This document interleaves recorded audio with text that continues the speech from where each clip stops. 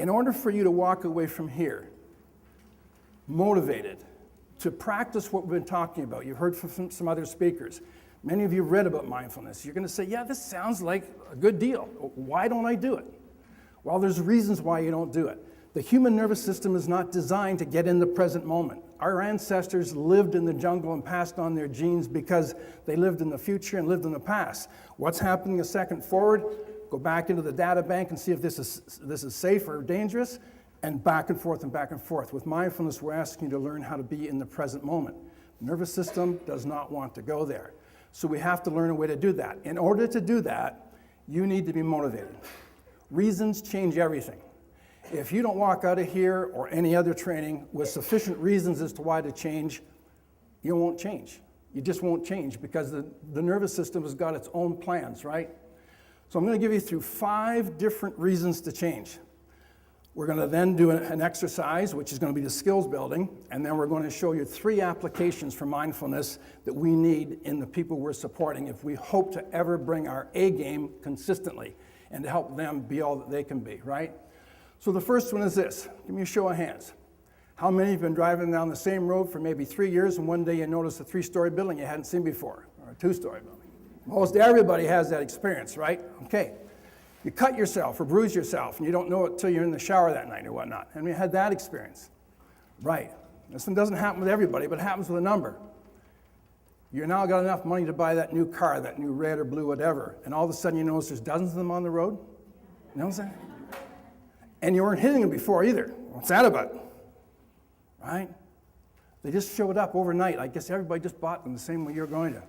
Not so. Scientists call this inattentional blindness, okay?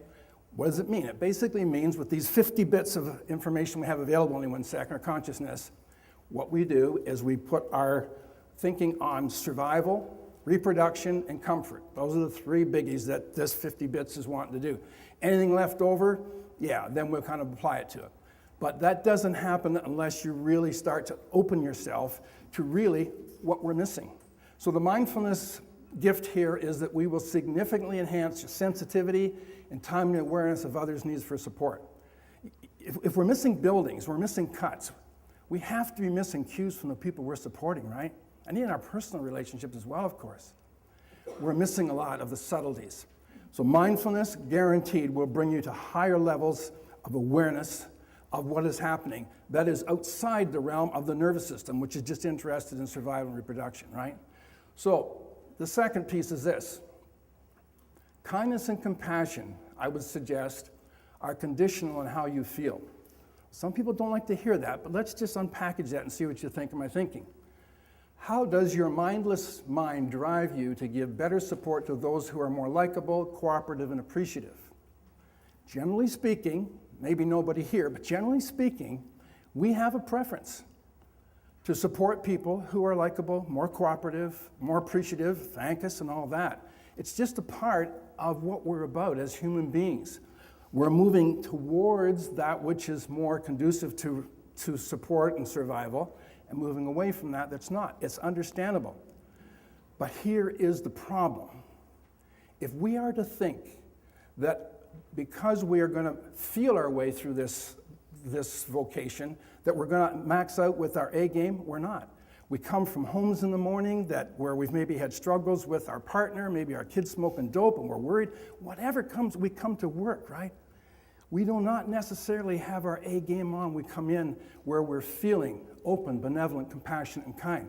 Because feelings are these very, very primordial experiences out of life. I mean, feelings are just designed to get us closer to the good folks and away from the bad folks. That's kind of what feelings are for. That is not what we want driving our game. We want to be able to get to the level of unconditional compassion. And that's possible. And when we do our exercise, I'm going to demonstrate to you how that happens. And fundamentally, it's going to be a neurological shift. You're actually going to shift energy in your brain to make that happen, and I'll give you more on that, okay? But basically then, the why bother, unconditionally and authentically kind and compassionate, regardless of how you feel. And it's not a fake it till you make it. It's not anything around the willpower. Put willpower aside. You're not going to bewil yourself into feeling love and compassion as you're blocking something, or when someone has just repeated the same story for 7 or 8 times. You need to get to a whole different levels of support. And that's what consciousness brings. It brings us to that level. The ego gets set aside, and we get beyond this, what Einstein and Jean and all of them have talked about, right? So that's number 2. Number 3, devaluation, exclusion, and discrimination are normal but not necessary. Now that is likely put up some what is he talking about, what's normal? I can only take about 3 minutes to unpackage this, but I'm going to encourage you to dial into brain priming. If you want to know why there's so much, in my opinion, and the opinion of some pretty real scientists, why devaluation is happening as much as it is, why exclusion happens, it's because we are all primed in certain ways. We're primed with like this universal force of different is dangerous.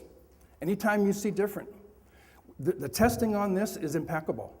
You see different and you're tested for EEGs and they show you pictures and MRI, we just see the blood flowing to different parts of the brain. They do this research. This is Richie Davidson at the University of Wisconsin. Puts people in a functional MRI. First of all, he asks, are you a Republican or a Democrat? They just vote. They're not even like, Obama's got to get elected or else we're going to heck in a handbasket. No, they just vote and they're registered. Republicans in the machine and they say one word, Democrat. And blood, a lot of blood flows from the upper brain into the middle and lower brain because the nervous system is picked up different. And that is, in fact, impacting a lot of what we are working with to try to have a higher level of valuation for the people we're supporting. About 20-odd years ago, my father-in-law had a stroke. He's in a senior citizens rehab center, and there's some very elderly people there. And we were sitting around a little social table with a couple of them. And this woman, she had to be in her 90s, at least. And my father-in-law just started to say something, and she said, Clarence, you should have that checked out because that could be so-and-so. And I thought to myself, I'll kind of go along with this, but there's no way a 90-year-old woman's going to know that technical term. Because I was devaluing her because I thought, here's a 90-year-old woman, and turns out she's a medical doctor, right? But you think, elderly people, they're elderly people. Because you see, the brain is set up to get categories. That's how we've survived, and we've got the architecture. John Rady from Harvard, who has really helped me with a lot of this stuff, he basically says we're still 99% caveman, and we're really 1% human in terms of the cerebral cortex and the cerebellum that's developed. Aside from that, we are reactionary. And I'm going to show you that in terms of how we think in a second, and I think it's going to really take you back a bit. So we get these ways of being programmed. They do shoplifting. They'll put, like, say, all of you, let's say you're in this experiment. They have a man and a woman, and they're both dressed in, like, business suits. Then they have a man and a woman, and they're dressed in, like, just street level, like, just as if they're street people, okay? And then they have a security guard who's also part of the science team. They take them into big department stores, and they wait till you come along. And then this person who is dressed in a three-piece suit steals something, shove it in their purse, shove it in the bag or whatnot. And then they'll bring people that have just looked like street people, the same thing. So they do this 7 or 8 times a day, and this research has been replicated all over North America. Here's what happens. On a 3-to-1 ratio, we turn in the disheveled-looking person versus the person that's dressed in a professional outfit. Across the board, I mean, like, unless you're not typical, this is happening to what happened to all of us. And when they turn this person into the security guard, when they turn in the person in the suit, dressed up, they say, I'm not too sure, but I think that person just stole a CD. When they turn in the disheveled person, they say, you wouldn't believe that SOB. He just shoved something in his bag. Hear it? Judgmentalness, right? And that's average people like us. I could give you 24 more examples of how we are primed.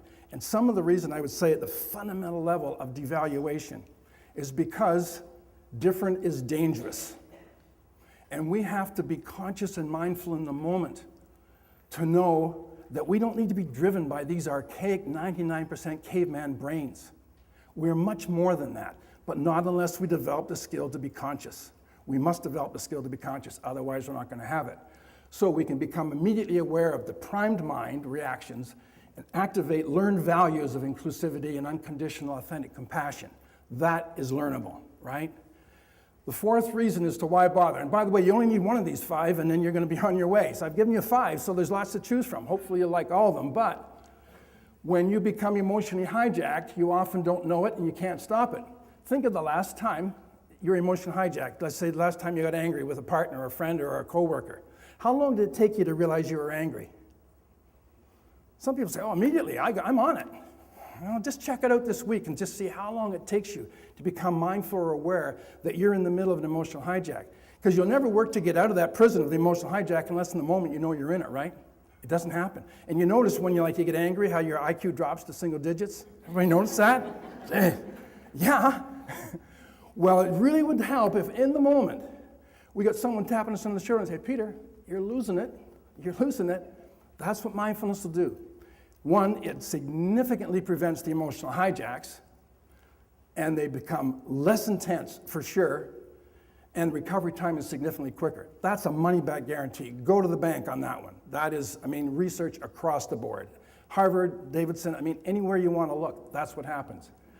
Now this next one, 50,000 thoughts each of you had yesterday and you're having today. 50, maybe even more because this is a stimulating conference, right? 50,000 thoughts are virtually responsible for everything you say and do, but you have very, very little control over what you think. That's my premise. And just work with me for the next 2 or 3 minutes. Stay open to the possibility that that which runs your life, that's what you make decisions on. I'm going to suggest to you that mechanism is deeply flawed. The hard drive needs fixing. And I'm going to show you why, I think. See what you think of this. Do you know what your next thought's going to be before you have it? Anybody do that? Anybody? Think about that. Before you have a thought, do you know what it's going to be? Now, if you say no to that, then you've just said, the stuff just comes from somewhere. I don't know what's coming up. So that should be a bit alarming to start, right? It gets worse. Does your mind wander all over the place unless it's being concentrated by something? You kind of notice that? In other words, number 2, you can't control your mind, right? I know this is a motley list, but let me just get through it quick and then we'll get on to the good stuff, okay? But we need to know that we're in prison here. I give these talks all the place and I say, as soon as people know that what they're running in the illusion that Einstein talked about, then people start to work to get at changing it.